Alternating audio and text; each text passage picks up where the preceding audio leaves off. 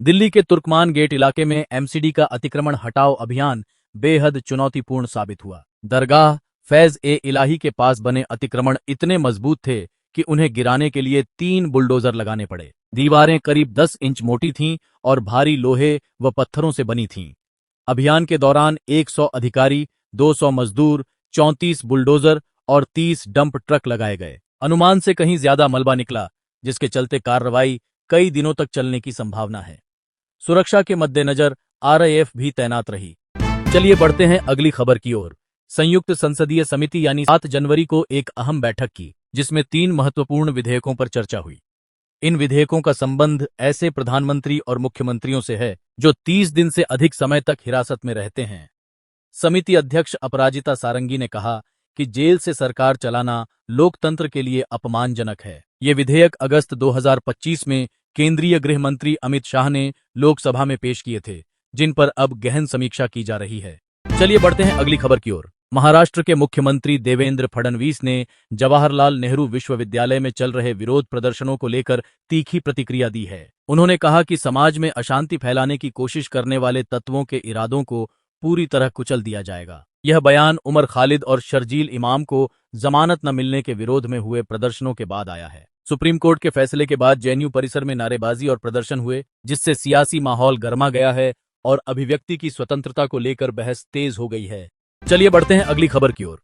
सूत्रों के मुताबिक राजनीतिक मामलों की कैबिनेट समिति यानी सीसीपीए ने संसद के बजट सत्र की शुरुआत 28 जनवरी से करने और केंद्रीय बजट 1 फरवरी को पेश करने का प्रस्ताव रखा है। खास बात यह है कि 1 फरवरी रविवार होने के बावजूद सरकार इसी तारीख पर बजट पेश करने की तैयारी में है। बजट सत्र की शुरुआत राष्ट्रपति के अभिभाषण से होगी। इसके बाद आर्थिक सर्वे और फिर बजट पेश किया जाएगा। अंतिम फैसला जल्द होने की उम्मीद है। चलिए बढ़ते हैं अगली खबर की ओर।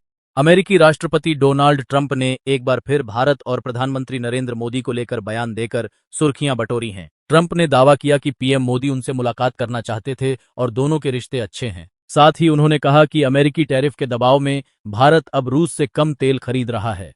हालांकि मीडिया रिपोर्ट्स ने इन दावों को गलत बताया है। रिपोर्ट्स के मुताबिक भारत की तेल नीति में कोई बड़ा बदलाव नहीं हुआ है और ट्रंप द्वारा बताए गए रक्षा सौदों के आंकड़े भी वास्तविकता से हैं। चलिए बढ़ते हैं अगली खबर की ओर। दिल्ली के कई इलाकों में लोगों को गंदा पानी पीने के लिए मजबूर होना पड़ रहा है।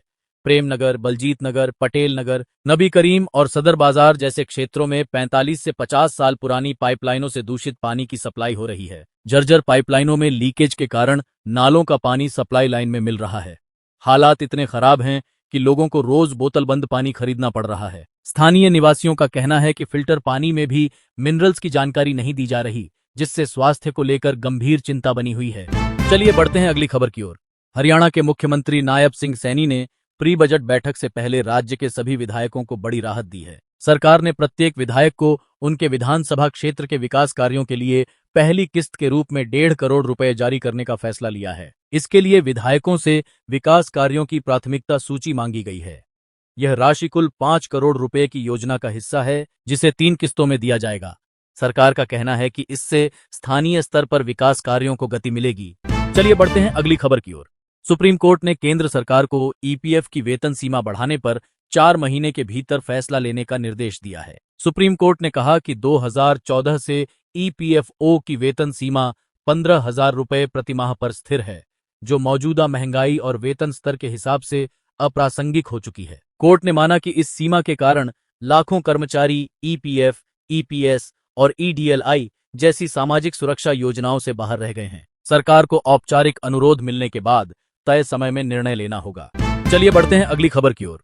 सरकार ने चालू वित्त वर्ष 2025 से 26 के लिए देश की आर्थिक रफ्तार को लेकर बड़ा अपडेट दिया है। राष्ट्रीय सांख्यिकी कार्यालय की फर्स्ट एडवांस एस्टीमेट रिपोर्ट के मुताबिक भारत की जीडीपी ग्रोथ का अनुमान बढ़ाकर 7.4% कर दिया गया है, जो पिछले वित्त वर्ष के 6.5% से ज्यादा है।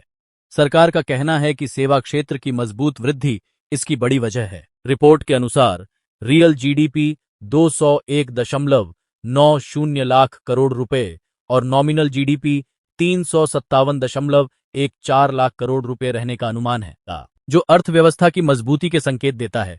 चलिए बढ़ते हैं अगली खबर की ओर। भारत और बांग्लादेश के बीच ऊर्जा सहयोग को लेकर बड़ा समझौता हुआ है। बांग्लादेश की अंतरिम सरकार ने साल 2026 में भारत से 1,80,000 टन डीजल आयात करने का फैसला किया है। यह डीजल भारत की सरकारी कंपनी ओनेल इंडिया लिमिटेड की सहायक इकाई नुमालगारह रिफाइनरी लिमिटेड से खरीदा जाएगा। करीब $119 मिलियन के इस सौदे में भुगतान का हिस्सा बांग्लादेश पेट्रोलियम कॉरपोरेशन और बैंक लोन से किया जाएगा। फ्रेंडशिप पाइपलाइन के जरिए सप्लाई होगी, जिससे दोनों देशों के ऊर्जा संबंध और मजबूत होंगे। वेदांता चेयरमैन अनिल अग्रवाल के बेटे अग्निवेश का निधन, स्कीइंग हादसे के बाद अचानक कार्डियक अरेस्ट से गई जान। चलिए बढ़ते हैं अगली खबर की ओर। पलवल में युवती के साथ छेड़छाड़ और रेप अटेम्प्ट। कैंप थाना क्षेत्र के एक मोहल्ले में घर में अकेली युवती के साथ छेड़छाड़ और दुष्कर्म की कोशिश का गंभीर मामला सामने आया है। पीड़िता के अनुसार 7 जनवरी की सुबह एक युवक जबरन घर में घुस आया और उसे बंधक बनाकर अश्लील हरकतें करने लगा। शोर मचाने पर आरोपी ने मुंह दबा दिया। किसी तरह बचकर युवती ने आवाज लगाई, जिस पर उसका भाई मौके पर पहुंचा। इसके बाद आरोपी ने अपने साथी को बुलाकर भाई के साथ मारपीट की और जान से मारने की धमकी दी। पुलिस ने 2 नामजद आरोपियों पर केस दर्ज कर जांच शुरू कर दी है। चलिए बढ़ते हैं अगली खबर की ओर। पलवल जिले में पुलिस को बड़ी सफलता मिली है। भ्रूण के अवैध लिंग परीक्षण के एक मामले में 4 साल से फरार चल रहे मुख्य आरोपी इकरामुद्दीन उर्फ समीर को क्राइम ब्रांच ने गिरफ्तार कर लिया है। आरोपी बल्लभगढ़ का रहने वाला है और उसे कोर्ट में पेश कर न्यायिक हिरासत में भेज दिया गया है। यह मामला फरवरी 2021 का है, जब गर्भवती महिलाओं को अवैध लिंग परीक्षण के लिए दिल्ली और यूपी ले जाने का खुलासा हुआ था। पुलिस पहले ही 4 अन्य आरोपियों को पकड़ चुकी है और अब पूरे गिरोह को कानून के शिकंजे में लाने की बात कही गई है। चलिए बढ़ते हैं अगली खबर की ओर। मकर संक्रांति के त्योहार को देखते हुए भारतीय रेलवे ने यात्रियों की सुविधा के लिए बड़ी तैयारी की है। दक्षिण मध्य रेलवे ने इस मौके पर करीब 150 स्पेशल ट्रेनें चलाने का ऐलान किया है। रेलवे अधिकारियों के अनुसार ये ट्रेनें मुख्य रूप से तेलुगु राज्यों के लिए होंगी, जबकि तिरुपति और शिरडी के लिए भी विशेष ट्रेनें चलाई जाएंगी। भारी भीड़ की आशंका को देखते हुए कुछ ट्रेनों को सिकंदराबाद की जगह अन्य स्टेशनों से संचालित किया जाएगा। रेलवे का कहना है कि इससे यात्रियों को त्योहार के दौरान राहत मिलेगी।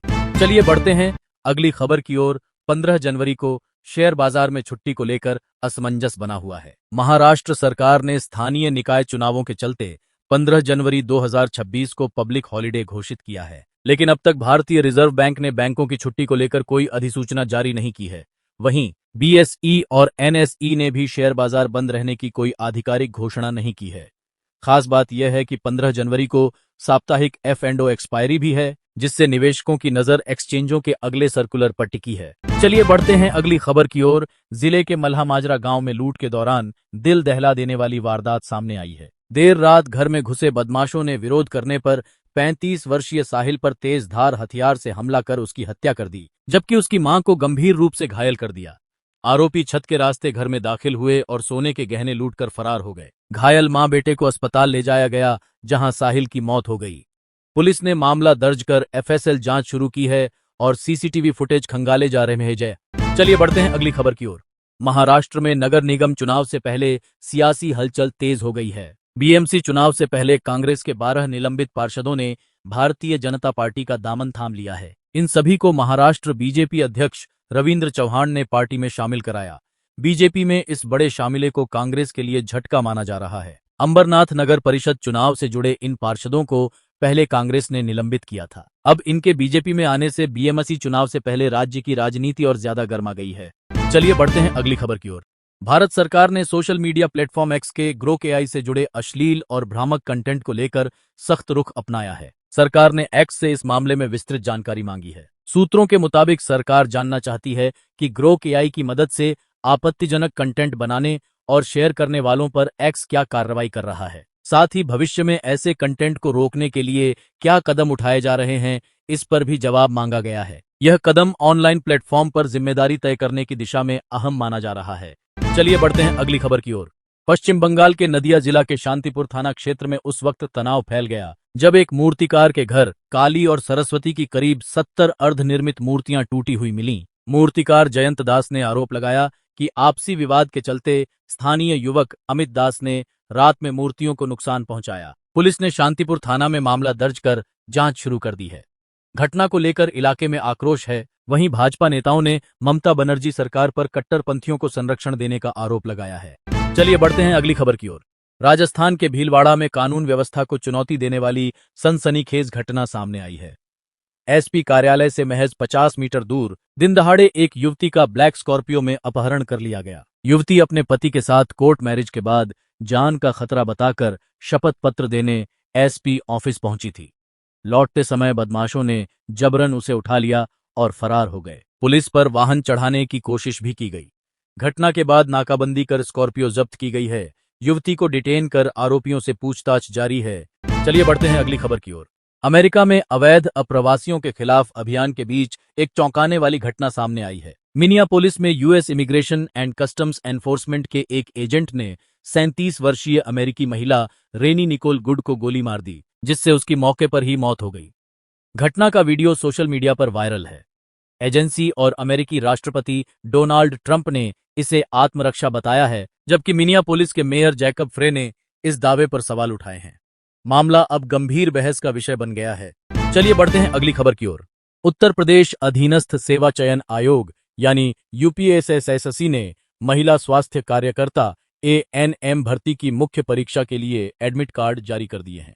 अभ्यर्थी अपना प्रवेश पत्र आयोग की आधिकारिक वेबसाइट upssc.gov.in से ऑनलाइन डाउनलोड कर सकते हैं। परीक्षा 11 जनवरी 2026 को सुबह 10 बजे से दोपहर 12 बजे तक एक ही शिफ्ट में आयोजित होगी। यह परीक्षा बरेली, लखनऊ और झांसी के परीक्षा केंद्रों पर होगी। आयोग ने साफ किया है कि बिना एडमिट कार्ड और वैध पहचान पत्र के परीक्षा केंद्र में प्रवेश नहीं मिलेगा। चलिए बढ़ते हैं अगली खबर की ओर। जनपद में कानून व्यवस्था को मजबूत करने के लिए पुलिस महकमे में देर रात फेरबदल किया गया है। इस दौरान 2 थाना प्रभारियों के कार्यक्षेत्र में बदलाव किया गया। रायसत्ती थाना प्रभारी बोबिंद्र शर्मा को तत्काल प्रभाव से हटाकर पुलिस लाइन भेज दिया गया है। बताया जा रहा है कि थाना क्षेत्र को लेकर मिल रही फीडबैक और अपराध समीक्षा के बाद यह फैसला लिया गया। रायसत्ती थाने की जिम्मेदारी अब रजपुरा थाना प्रभारी निशांत राठी को सौंपी गई है। वहीं रजपुरा थाने की कमान चौधरी सराय चौकी प्रभारी संदीप कुमार को दी गई है। चलिए बढ़ते हैं अगली खबर की ओर। केंद्रीय गृह मंत्रालय ने जनगणना 2027 के पहले चरण की समय सीमा औपचारिक रूप से अधिसूचित कर दी है। इस चरण में घरों और आवासों की सूचीकरण प्रक्रिया 1 अप्रैल से 30 सितंबर 2026 के बीच पूरी की जाएगी। नागरिकों को स्वगणना का विकल्प भी मिलेगा, जिससे वे मोबाइल ऐप या पोर्टल के जरिए अपनी जानकारी खुद दर्ज कर सकेंगे। यह जनगणना 2 चरणों में होगी और पहली बार पूरी तरह डिजिटल होगी। फरवरी 2027 में जनसंख्या गणना होगी, जिसमें जाति संबंधी जानकारी भी शामिल की जाएगी। चलिए बढ़ते हैं अगली खबर की ओर। उत्तर प्रदेश के चित्रकूट से आने वाले इंद्रेश कुमार की कहानी आज हजारों युवाओं के लिए प्रेरणा बन गई है। लाखों रुपए की नौकरी और आरामदायक जिंदगी छोड़कर उन्होंने अपने सपनों का रास्ता चुना। इंदौर में एक इंफोटेक कंपनी में क्लस्टर हेड के पद पर 10 साल काम करने के बाद वे गांव लौट आए। गांव में खराब मोबाइल नेटवर्क की समस्या ने उन्हें बिजनेस का आइडिया दिया। साल 2018 में उन्होंने नेटवर्किंग और मोबाइल टावर सेक्टर में कारोबार शुरू किया, जो आज करोड़ों के टर्नओवर तक पहुंच चुका है। इंद्रेश आज रोजगार भी दे रहे हैं और समाज सेवा में सक्रिय हैं।